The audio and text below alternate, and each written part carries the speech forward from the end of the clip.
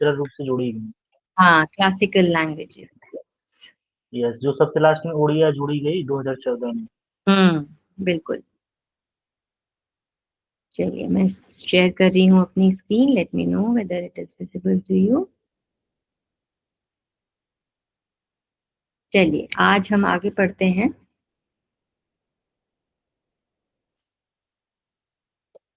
तो आज हम स्टार्ट करते हैं। Today will start our lecture with the topic accreditation in higher education.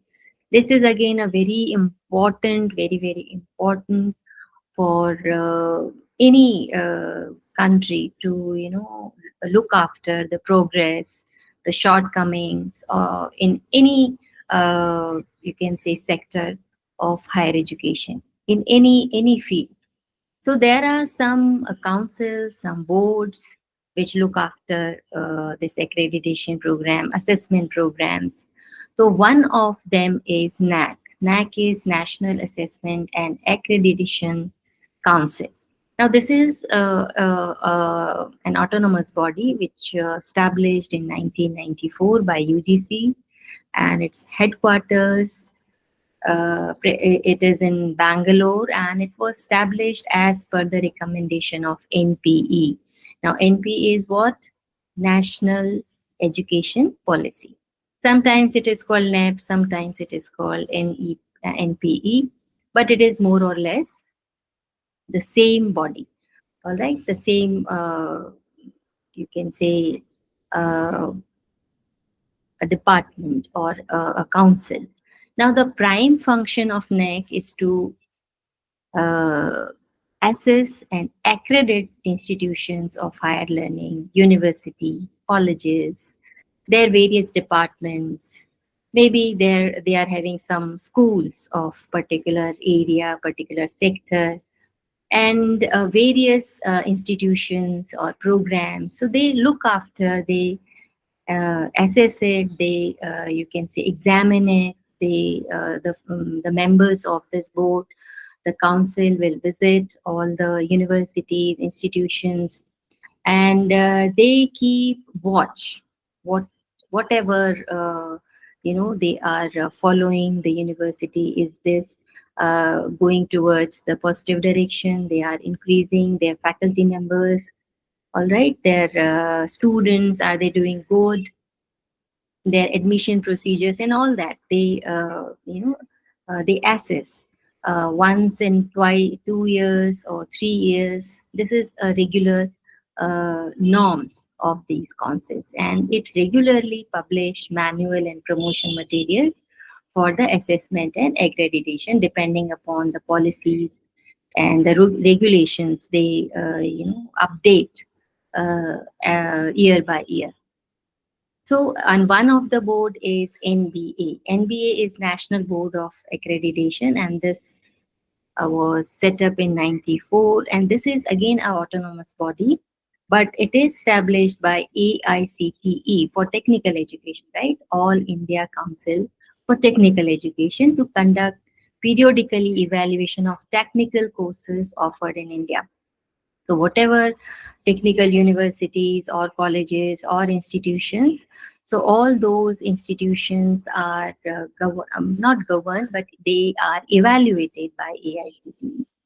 Then there is AB. AB is Accreditation Board, AB, and this was set up by the Indian Council of Agriculture Research and established in 1996 with a mandate to accredit agriculture institutions which are valid for a period of between 5 to 10 years. Now, only 36% of engineering and 10% of management programs have been accredited by this NBA. Now, government is in a process of creating a single independent body to regulate various aspects of higher education, and it may get the adequate independency and autonomy so that they can work their own. All right, there some policies and some things they have to be looked after by some other agencies. So some independency should be acknowledged, and some autonomy should be there to work independently. तो accreditation जो है higher education में, accreditation को आप समझ सकते हो कि उसका एक तरह से उसका इवैल्यूएशन करना, उसका आकलन करना कि कोई भी इंस्टीट्यूशन है हायर एजुकेशन का, तो उसको एक तरह से उसको एग्जामिन करना, उसको देखना कि वास्तव में ये वो सारी चीज़ें फॉलो करते हैं कि नहीं। क्योंकि हर साल कुछ नए इंस्टीट्यूशंस आ जाते हैं, जो पुराने हैं वो भी क्या उसी तरह से काम कर रहे हैं, उनका लेवल बढ़ रहा है या घट रहा है। मतलब फैकल्टी का जो है क्वालिफिकेशन वाइज या स्टूडेंट का परफॉर्मेंस, उनका जो इंफ्रास्ट्रक्चर, मतलब ये सारी ही चीज़ें, उसमें बहुत सारी चीज़ें हैं। तो उसको जो है उसका आकलन करना, और उसके बाद में वो ये देखते हैं कि हाँ ये चीज़ें इसकी 100 में से वो यदि 70-80 भी फुलफिल करते हैं, तो फिर वो उसको एक्रेडिट कर देते हैं, मतलब कि उसको मान्यता दे देते हैं कि हाँ अब आप आगे काम कर सकते हो। या पर्टिकुलर उनके यहाँ जो सेक्टर है, जैसे कि इंजीनियरिंग है, इंजीनियरिंग में बहुत सारे स्ट्रीम्स होते हैं, इलेक्ट्रिकल, मैकेनिकल, सिविल, ये क्या कहते हैं, इलेक्ट्रॉनिक्स, है ना, कंप्यूटर साइंस। तो उसमें वो देखते हैं कि अच्छा ये वाला ठीक काम कर रहा है, ये ठीक काम कर रहा है, लेकिन एक इंजीनियरिंग डिपार्टमेंट जो है वो ठीक से काम नहीं कर रहा है, तो वो उस पर क्वेश्चन मार्क लगा देते हैं कि भाई इतने साल तक इतने टाइम तक हम आपको और टाइम देते हैं, और उसके बाद में हम फिर से आपको जज करेंगे, और फिर उसको वो कहते हैं कि एक्रेडिट करते हैं, नहीं तो वो उसको कैंसिल कर देते हैं। और यदि बहुत सारी चीज़ें, बहुत एबनॉर्मलिटीज हैं पर्टिकुलर यूनिवर्सिटी में, इंस्टीट्यूशन में, तो वो उसकी जो मान्यता है वो रद्द कर देते हैं।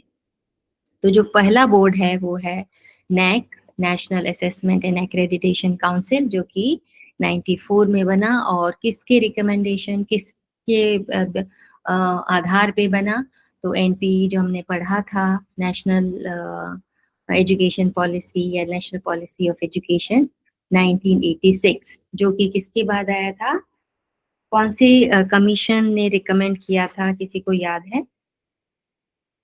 वैसे मैंने आज कहा था आपको कि क्वेश्चन आंसर्स करेंगे, बट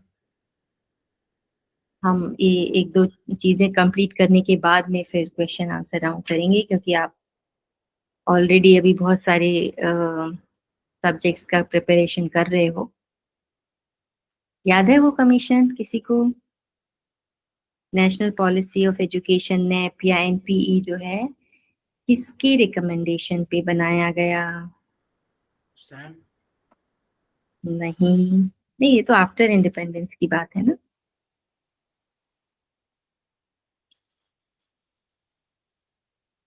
थोड़ा और आप सोचोगे तो आपको याद आ जाएगा, बहुत इंपॉर्टेंट कमीशन है और वो आपको याद रखना है। मैम मेघना कार्टा वाला? नहीं नहीं, मेघना कार्टा बहुत पुराना है, आफ्टर इंडिपेंडेंस में कह रही हूँ ना। Okay okay. चलिए, ये था कोठारी कमीशन, इसे आप याद रख लेंगे, ठीक है। ये 1968 में जो है, इस कमीशन पे बेस्ड जो है ये एजुकेशन पॉलिसी आई थी, फर्स्ट एजुकेशन पॉलिसी 68। उसके बाद में आया ये 86, और उसके बाद में आया अभी 2020 वाला जो न्यू एजुकेशन पॉलिसी है, वो भी हम पढ़ेंगे, वो भी एक इम्पोर्टेंट टॉपिक है क्योंकि वो अब लागू होगा, इसलिए ठीक है। तो ये आप याद रखेंगे इसको। उसके बाद में है जो टेक्निकल एजुकेशन है, जो इंजीनियरिंग और टेक्निकल साइड है, उसको इवैल्यूएट करने के लिए एनबीए है। एनबीए मतलब कि नेशनल बोर्ड ऑफ एक्रेडिटेशन। तो ये भी 94 में सेटअप हुआ था, और हर 2 साल या जैसे जो नया इंस्टीट्यूट बनता है उसका फ्रीक्वेंट विजिट करते हैं, और जो स्टैब्लिश्ड यूनिवर्सिटीज हैं उनका ये थोड़े सालों बाद में करते हैं। लेकिन हाँ, एक ना एक बार इनका एक्रेडिटेशन जो है वो हर यूनिवर्सिटी कॉलेज का ये करते हैं, और उसको पूरा एसेस करते हैं, कहाँ पे क्या चीज़ सही है नहीं है, सारे पॉइंट्स होते हैं उनके पास, कौन सी चीज़ सही है, कहाँ पे सुधार की ज़रूरत है, वो ये सारी चीजें उनको बताते हैं, और बहुत ज्यादा यदि एबनॉर्मलिटीज है, बहुत ज्यादा कमियां हैं, तो फिर वो उसका जो रजिस्ट्रेशन है या उसकी जो मान्यता है वो उसको रद्द कर देते हैं। एग्रीकल्चर के लिए एक्रेडिटेशन बोर्ड AB बना, जो कि 96 में बना, और ये भी जो है एग्रीकल्चर इंस्टीट्यूशन को टाइम टाइम पे इवैल्यूएट करता रहता है। फिर गवर्नमेंट ने ये सारे जो बोर्ड्स बनाए, और भी बोर्ड्स बनाए अलग अलग चीज़ों के लिए, अलग अलग फील्ड्स के लिए, और अब ये विचार है कि भाई एक ही बोर्ड होना चाहिए जो कि सब लोगों को देख ले, सारे चीज़ों को देख ले। पर ये थोड़ा सा मुश्किल लगता है, क्योंकि एक ही बोर्ड सारा चीज़ें देखे, ये थोड़ा सा डिफिकल्ट होता है, क्योंकि सब जो भी बोर्ड होगा वो पर्टिकुलर फील्ड से रिलेटेड उसके मेंबर्स होंगे। जैसे टेक्निकल बोर्ड है तो उसमें कुछ टेक्निकल टीम मेंबर्स होने चाहिए जो कि चीज़ों को समझ सके। मेडिकल काउंसिल है तो उसमें मेडिकल से रिलेटेड जो डॉक्टर्स हैं या बायोमेडिकल फील्ड के जो हैं, जो कि उनके लैब और वो सारी चीज़ें देख सकें। तो इसलिए ये जो एक बहुत बड़ा वास्ट कंसेप्ट है कहना चाहिए। फिर आता है non conventional education. Non conventional ma'am education जो एनबीए, एक मिनट, जो एनबीए बताई थी वो केवल टेक्निकल कोर्सेज के लिए है ना? हाँ हाँ हाँ हाँ ठीक ठीक। और जो एबी है वो एग्रीकल्चर पे मुख्यतः काम करते हैं। हाँ हाँ, एग्रीकल्चर बोर्ड नाम ही उसका ये है ना। वैसे ये जो बोर्ड बना, ये ICAR ने बनाया था 96 में, जिसको मैम एक बार एक पीछे करिए, एक बार देखना है उसको। ये देख लो। ये जो जैसे कि नैक है, ये UGC ने बनाया है ना, NBA AICTE ने बनाया। उसी तरह से AB जो है वो ICAR ने बनाया, Indian council of agriculture research. ठीक है, ये आप इसमें ऐड कर लें। चलिए आगे चलते हैं। Non conventional education, as we discussed, it is basically a distance education system. So distance education, you can say it is the main base of non-conventional education, and it is mentioned under new NTA-NET NET syllabus. Now the two terms, open learning and distance learning, are often combined, and they are called as open distance learning, ODL system of education, of higher learning, you can say. And distance education is a very, a broad term. It is an umbrella term that describes all the teaching and learning arrangements in which the learner and teacher, they are separated by space, time, and you can say place, or any other boundaries, you can say. And self-study or learning materials also, all right? They are not supposed to have the same type of books or same type of material at the same time, same place. Is nothing required, nothing essential. So which are delivered to the learners as at their doorsteps through various media. Like you may have all the materials, all the things done at the same place, at your comfort zone, at your house, or at your workplace, wherever you want to. And these materials are delivered by the institution or the university as a printed material, or through they provide lectures or some videos on television, or some audio lectures on radio, or through some satellite communication or some audio video tapes. So communication between the institution, between the teacher and the learner, is mainly through some electronic media, maybe through audio calls, or some radio counseling, or teleconferencing, or video conferencing, some chat sessions, or emails, or through some websites. So you can learn from so many you can say means, through so many means you can learn. And also through postal correspondence, and limited face-to-face contact sessions will be held at study centers, if it is desired or if it is involved in the curriculum of that particular course. तो जो non conventional education है, जिसको कि आप बोलो कि इसका हिंदी में क्या बोलेंगे, जो गैर पारंपरिक, मेरे ख्याल से ये वर्ड सही रहेगा, एजुकेशन सिस्टम, इसमें जो है, जो अभी तक हमने पढ़े है ना, यूनिवर्सिटीज, ये वो यूनिवर्सिटीज और ये सब चीज़ें ठीक है, लेकिन इसके एक पर्टिकुलर रूल्स रेगुलेशन है कि जो स्टूडेंट है वो यदि इनरोल होता है तो उसको इतनी क्लासेस अटेंड करनी पड़ेगी, इतना टाइम जो है कैंपस में रहना पड़ेगा, इतने लैब्स करने पड़ेंगे, इतने प्रोजेक्ट्स करने पड़ेंगे, और उसका भी टाइम शेड्यूल होता है कि आपको 3 महीने में करना है, 2 महीने में करना है, फिर उसके पर्टिकुलर टेस्ट होते हैं, वो आप उसमें आपको अपीयर होना है, एग्जामिनेशन में अपीयर होना है, उसमें इतने मार्क्स लाने हैं, और यदि आप 2-3 बार आप नहीं कर पाए तो आपको जो है सस्पेंड भी कर सकते हैं। तो वो अलग रेगुलेशन। ये एक open and distance learning education अलग है, ओडीएल जिसे बोला गया। इसमें कोई भी स्टूडेंट, ओपन का मतलब ये होता है कि it is open to all, मतलब कि ओपन टू ऑल का मतलब क्या है, खुला, है ना। खुला मतलब ये है कि कोई किसी भी जगह से, किसी भी यूनिवर्सिटी में, किसी भी एज में कोई भी कोर्स कर सकता है, इसलिए ये ओपन है। डिस्टेंस का मतलब है कि ऑब्वियसली वो आपके पास नहीं है, आपको वहाँ पे फिजिकली जाना नहीं है। तो ये सारी जो सिस्टम की प्रणाली है, जो एजुकेशन की प्रणाली है, उसे ओडीएल कहा गया, ओपन एंड डिस्टेंस लर्निंग। अब ये जो लर्निंग है, ये पहले तो करस्पॉन्डेंस से ही होती थी, है ना, लेकिन अभी जैसे जैसे समय बीतता गया, ये जो टेलीविजन पे जो सेशंस आते हैं, ये भी बहुत पहले से आ रहे हैं, है ना। जब हम छोटे थे तब से आ रहे हैं कुछ कुछ क्लासेस जो हैं टेलीविजन पे, जो पहले दूरदर्शन ही हुआ करता था, जो कि गवर्नमेंट का ही एक चैनल है, उसमें ही कुछ क्लासेस, कुछ कोर्सेज जो है वो उसकी कुछ क्लासेस जो है वो चलती थी।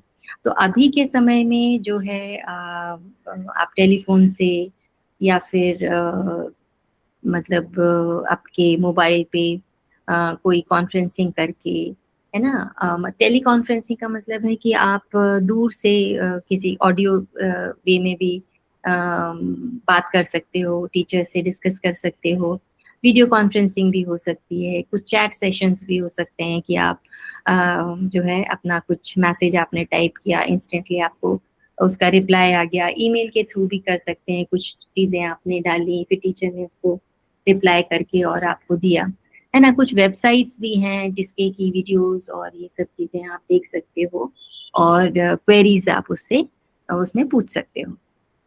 और पोस्टल करस्पॉन्डेंस जो तो है वो तो है ही है। अब कुछ यूनिवर्सिटीज़ जो हैं face to face contact sessions भी रखती हैं किसी स्टडी सेंटर्स पे, जो कि अप्रोचेबल हो स्टूडेंट के।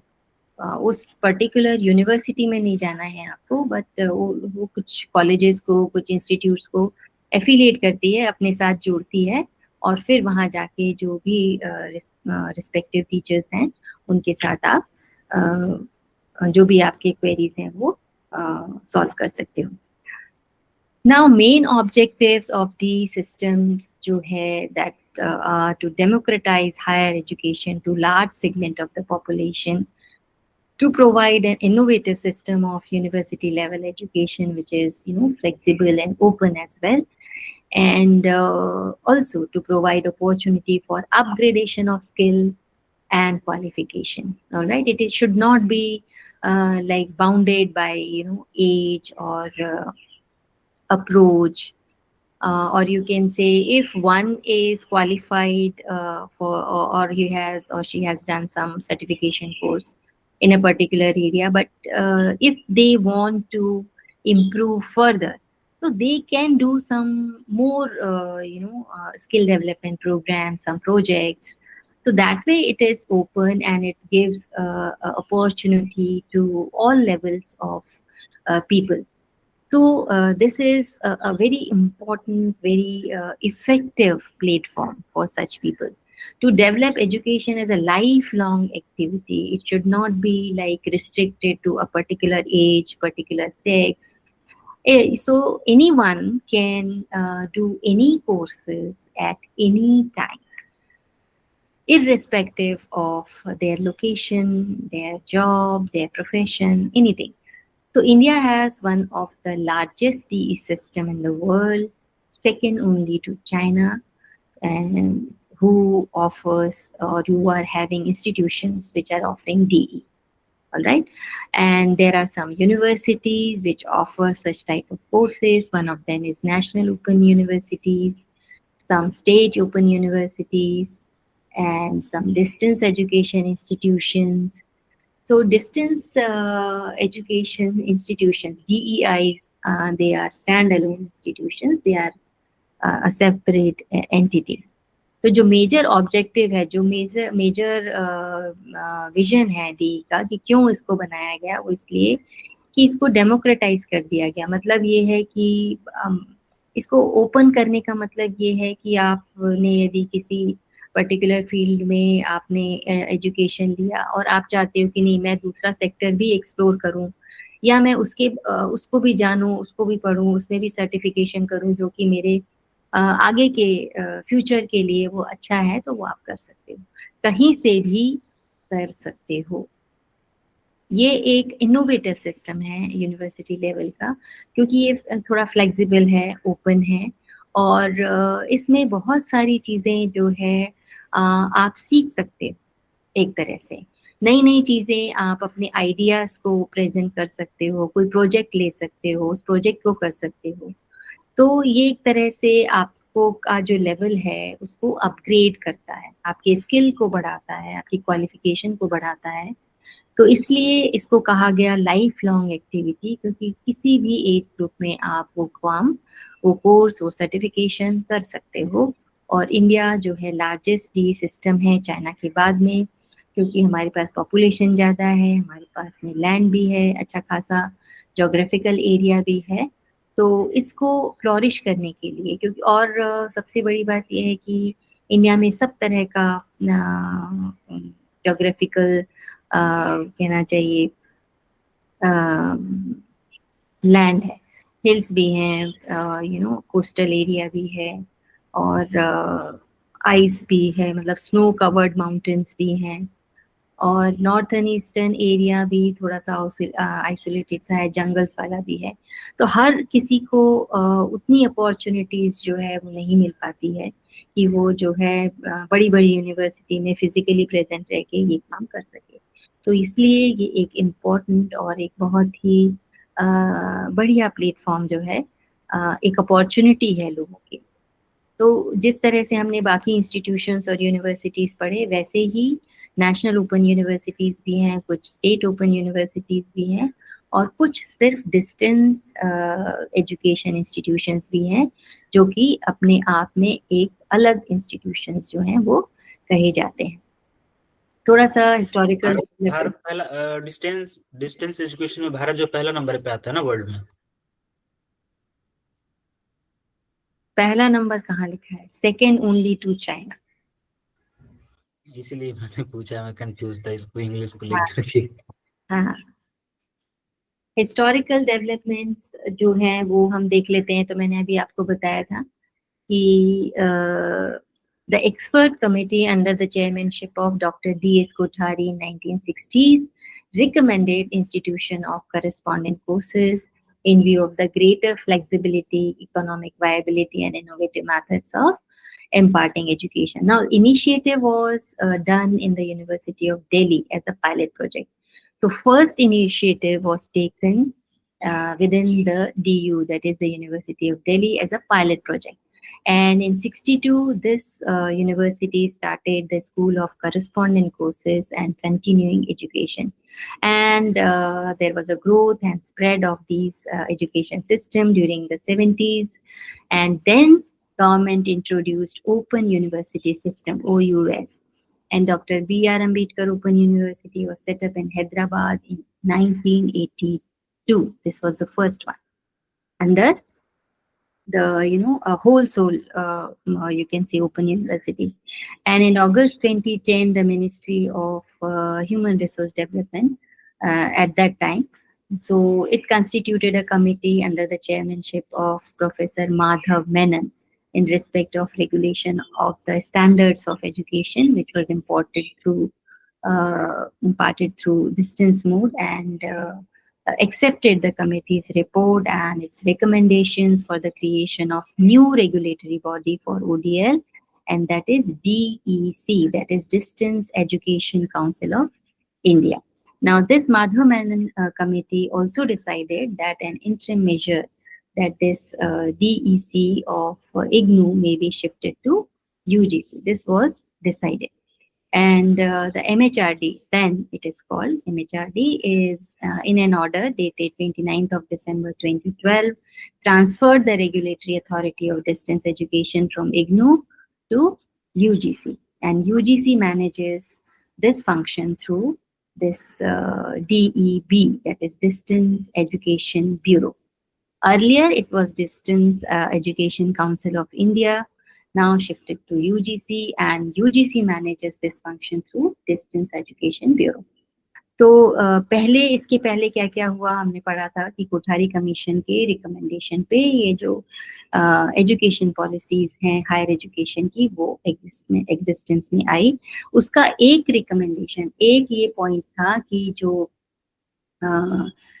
हायर एजुकेशन है उसको थोड़ा सा बढ़ाया जाए, उसका दायरा बढ़ाया जाए, और थोड़ा सा इसमें कुछ और लोगों, मतलब इसका मेन मकसद ये था कि ज़्यादा से ज़्यादा एक्सपेंशन जो है वो एजुकेशन का हो. यदि कोई एज लिमिट से बाहर भी चला जाता है लेकिन वो पढ़ना चाहता है तो वो पढ़ने आए. तो 62 में जो है इसका फर्स्ट पायलट प्रोजेक्ट जो है वो DU में स्टार्ट हुआ, और 62 में जो है DU ने ही स्टार्ट किया school of correspondence courses and continuing education. Correspondence courses की तरह मतलब कि कुछ मटेरियल वो प्रोवाइड करा देते थे जो पोस्ट से उस स्टूडेंट तक पहुंचता था, फिर वो उसको पढ़ता था, फिर जैसा भी यूनिवर्सिटी का टाइमिंग है एग्जाम का या जो भी प्रोजेक्ट वगैरह जो भी है वो उसको नियरेस्ट जो भी यूनिवर्सिटी है पर्टिकुलर सिटीज में, वहाँ जाके वो एग्जाम दे सकता था और सर्टिफिकेट या डिग्री वो ले सकता था. तो इसका एक्सपेंशन जो है, स्प्रेड जो है वो बड़ा अच्छे से हुआ. और 70s में तो फिर गवर्नमेंट ने ओपन यूनिवर्सिटी शुरू की, जिसको कि हम इग्नू भी बोलते हैं. तो इसमें इग्नू अभी हम पढ़ेंगे, Indira Gandhi national open university, इसके बारे में भी पढ़ेंगे. तो जो एक यूनिवर्सिटी जो पूरी तरह से ओपन थी उसको इस्टेब्लिश किया 82 में, जिसको कि doctor BR Ambedkar open university कहा गया. और जो 2010 में मिनिस्ट्री ऑफ एजुकेशन, पहले MHRD इसको बोलते थे, उन्होंने एक कमेटी बनाई प्रोफेसर माधव मेनन के चेयरमैनशिप में, कि कौन एक ऐसी बॉडी बनाई जाए जिसमें कि वो इन ओपन यूनिवर्सिटीज के जो काम करने का तरीका है या रेगुलेशन के लिए एक बॉडी बनाई जाए. तो वो जो काउंसिल बनी उसको कहा गया distance education council of India, DEC.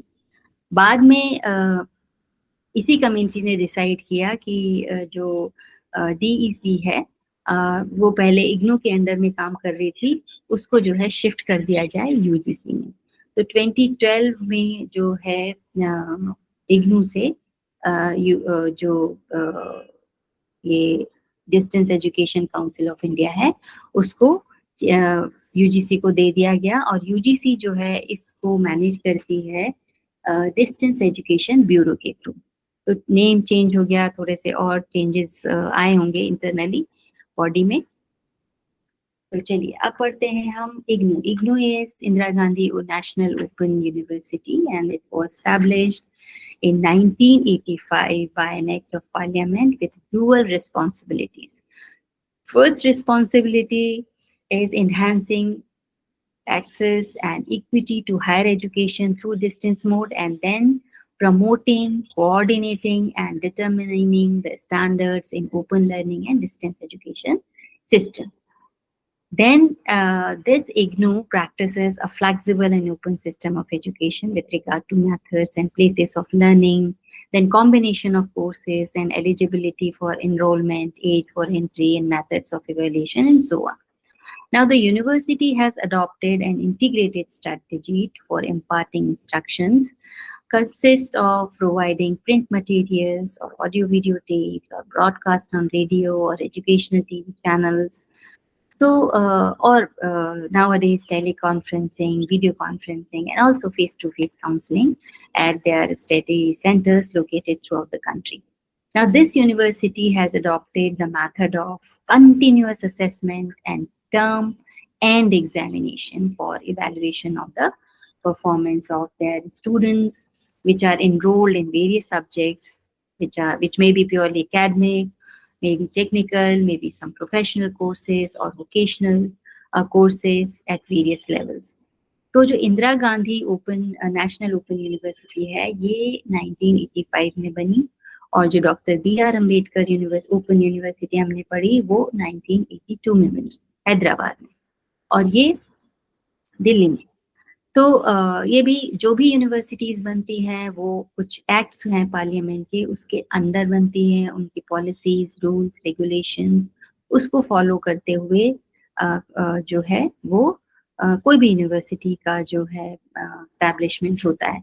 दो रिस्पॉन्सिबिलिटी थी, एक तो ये कि जो है डिस्टेंस मोड के थ्रू जो एक जगह से दूर की जो शिक्षा जो है वो हर किसी के अप्रोच में हो, मैक्सिमम लोग जो हैं वो इसको ले सकें, यदि उनमें इच्छा है पढ़ने की, यदि वो चाहते हैं अपना डेवलपमेंट करना, एक कोर्स कर लिया वो दूसरा कोर्स करना चाहते हैं तो वो कर सकते हैं। तो एक तो उनको एक्सेस वो कर सकें, उन तक पहुंचाई जा सके ये फैसिलिटी, और दूसरा इसको प्रमोट करना, इसको आगे बढ़ाना, कोऑर्डिनेट करना। जो भी एक तरह से एक बॉडी है एजुकेशन की, तो उसको भी कुछ चैनल्स चाहिए होते हैं उसको प्रमोट करने के लिए और उसको आगे बढ़ाने के लिए, या किस तरह से जो है एक स्टूडेंट तक वो चीज पहुंचे, ठीक है, और उसका स्टैंडर्ड भी आपको मेंटेन करना है। ऐसा नहीं है कि कोई भी आया थोड़ा बहुत किया नहीं किया और आपने उसको डिग्री दे दी, नहीं, उसके कुछ स्टैंडर्ड्स होते हैं वो भी आपको फुलफिल करने होते हैं और करवाने पड़ते हैं। तो इसलिए ये सारी चीज़ों को कोऑर्डिनेट करने की जो जिम्मेदारी थी वो इग्नू ने ली। और हमें पता है कि ये जो ओपन सिस्टम है ये फ्लेक्सिबल है ना, कोई भी आदमी, कोई भी पर्सन किसी भी एज का, और हो सकता है कि कुछ पर्टिकुलर कोर्सेज के लिए, क्योंकि डिस्टेंस और ओपन में थोड़ा सा डिफरेंस है। डिस्टेंस एजुकेशन में आप एजुकेशन ले सकते हो, लेकिन कुछ कोर्सेज में कुछ लिमिटेशन होती है, एज लिमिटेशन, या फिर आपका जो है कोई पर्टिकुलर कोर्स आपको करना है तो उसके पहले आपने ये चीज़ें कर रखी हो तो आप वो कर सकते हो। तो इस तरह से कुछ चीज़ें होती हैं, पर ओपन में it is open to all, कोई भी एज का कोई भी कोर्स जो है वो कर सकता है। कोई टेक्निकल है, उसको मेडिकल का कुछ चीज़ें जाननी है तो वो वाले कोर्सेज भी वो कर सकता है। तो इस तरह से एनरोलमेंट करना और उसके जो रूल्स बनाना है ना, एलिजिबिलिटी क्राइटेरिया बनाना, ये सारी चीज़ें जो है वो इग्नू की रिस्पॉन्सिबिलिटी थी। और जो अपना कोर्स मटेरियल है वो स्टूडेंट तक कैसे पहुंचाना, तो उसके लिए हम पढ़ चुके हैं, बहुत सारी चीज़ों के थ्रू वो जो है वो पहुंचाते हैं। उसके बाद में बात आती है इवैल्यूएशन की, कि किस तरह से आप किसी भी स्टूडेंट का एग्जाम लोगे या टेस्ट लोगे या उसको कैसे इवैल्यूएट करोगे। तो उसके लिए कुछ सेंटर्स बनाए गए है ना, वहाँ पे जाके जो है वो बच्चे अपना एग्जाम लिख सकते हैं। अभी तो ऑनलाइन सिस्टम है, तो ऑनलाइन भी कुछ एग्जाम्स होती हैं, टेक्निकल, प्रोफेशनल, वोकेशनल ट्रेनिंग जो भी उन्होंने ऑप्ट किया है तो उसके बारे में वो ये काम कर सकते हैं। Now IGNOU also makes use of information and communication technology extensively for imparting the education to the various sectors, to the various areas. And there, in addition to self-instructional printed material, these uses all those various media, audio, video, teleconferencing, and so on, that we have already discussed. Now, what are the activities? Besides presence in many countries, actually IGNOU is having its branch in other countries as well, and is offering distance education programs in collaboration with UNESCO and International Institute of for capacity building in many parts of Africa as well. And this IGNOU plays an active role in SARC Consortium for Open and Distance Learning, which we call SECODIL.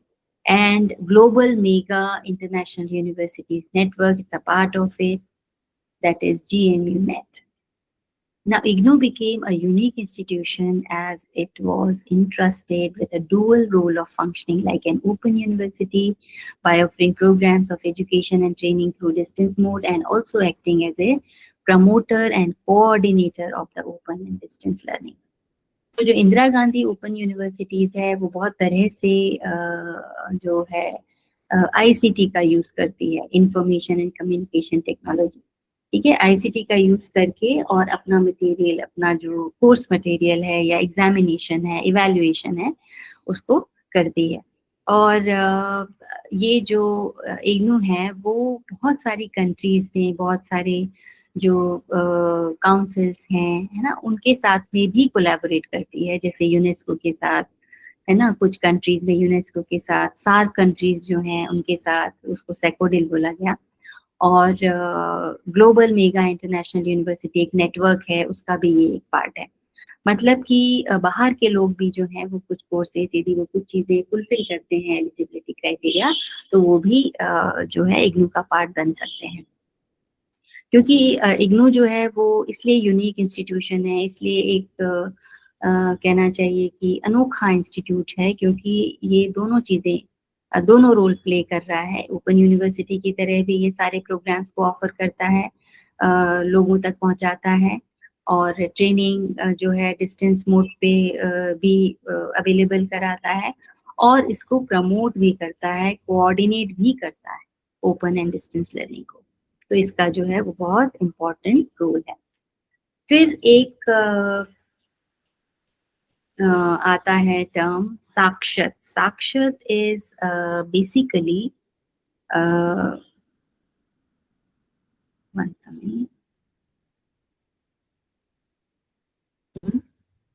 Okay,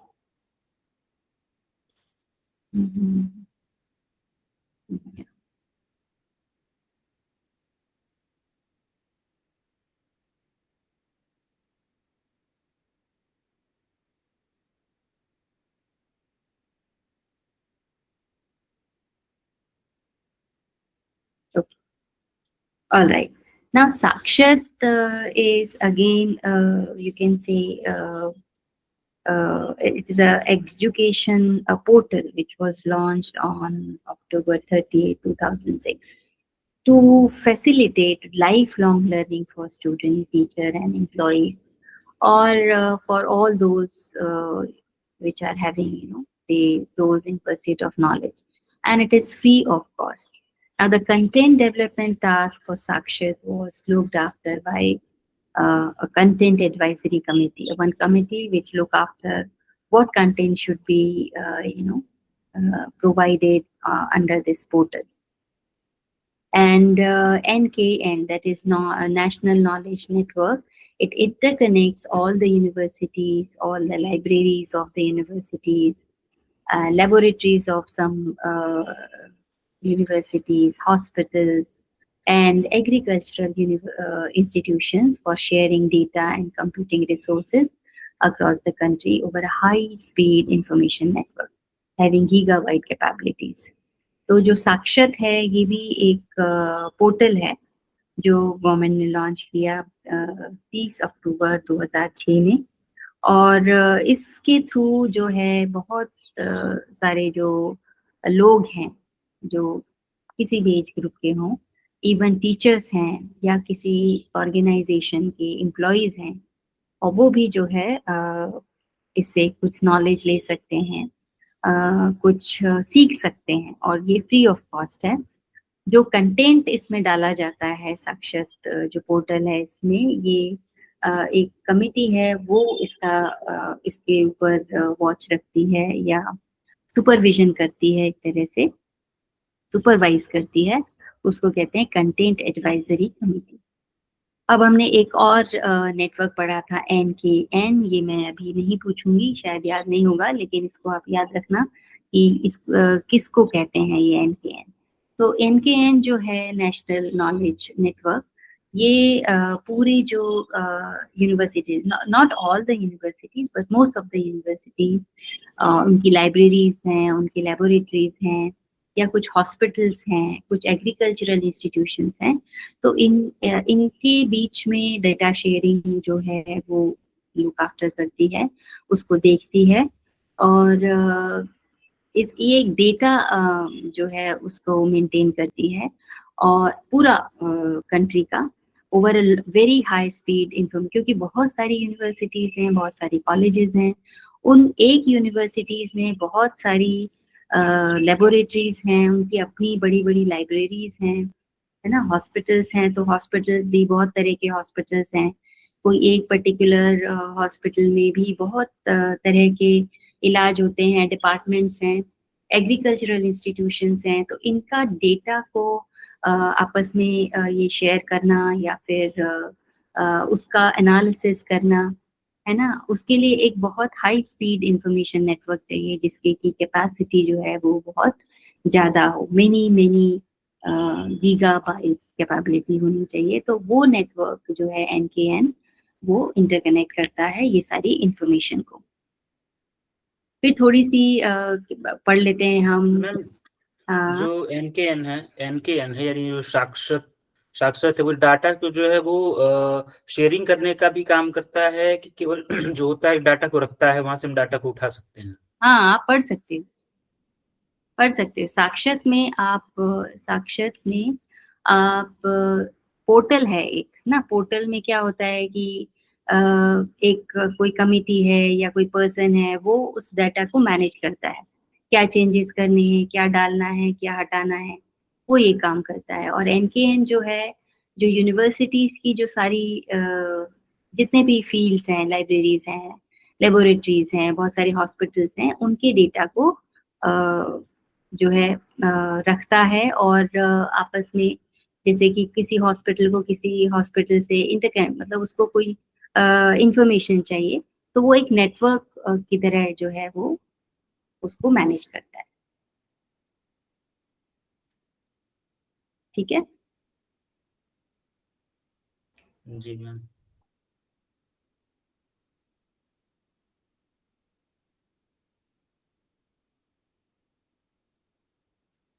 अब हम कुछ पढ़ लेते हैं state universities के बारे में। Presently अब ये डेटा जो है जिस बुक से मैंने लिया है, ये कंटेंट उसके हिसाब से है, मे बी प्लस माइनस 2-4 ऊपर नीचे हो सकते हैं, but don't go to particular numeric value, right?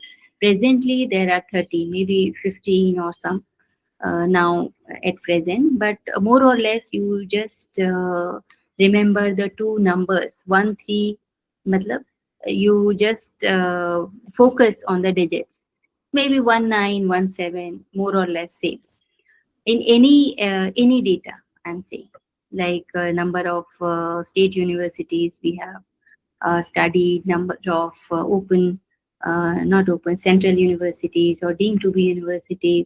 So you just remember how many digits. If it is 3, then around earlier we have seen state universities as 399 or 389 or something. So it may be around 400. All right, so like that. So presently there are 13 state open universities in India, and which are single mode institutions. This means they provide education only in distance mode, all right? Like B.R. Ambedkar Open University, Hyderabad, Vardhaman Mahavir Open University in Rajasthan, Nalanda Open University in Bihar, and Yashwantrao Chauhan Maharashtra Open University, Nasik, Madhya Pradesh Bhuj Open University in Bhopal.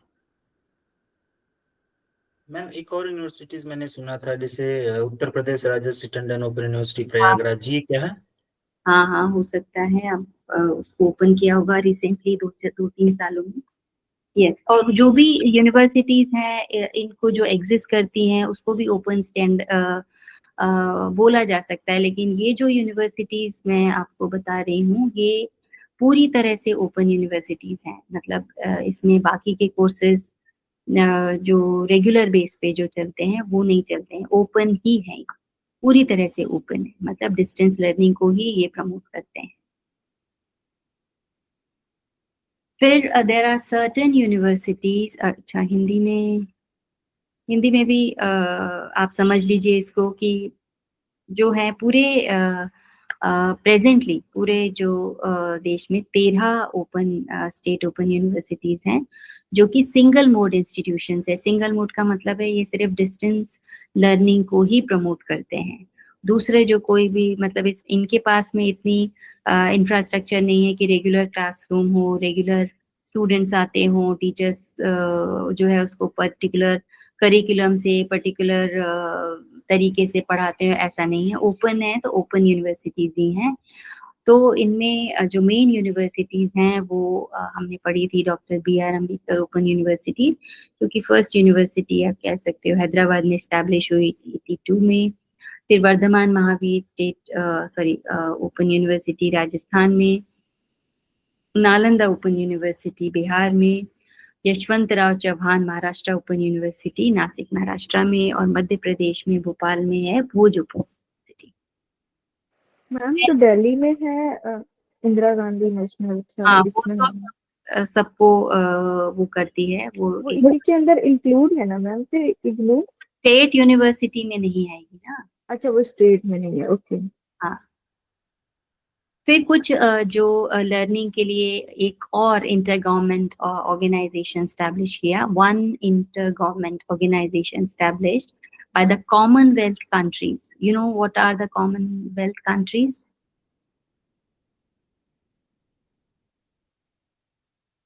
Anyone? Commonwealth countries नाम सुना है आपने? Yes ma'am, सुना तो है। अभी Commonwealth games भी हुए थे, कॉमनवेल्थ गेम का सुना है मैम।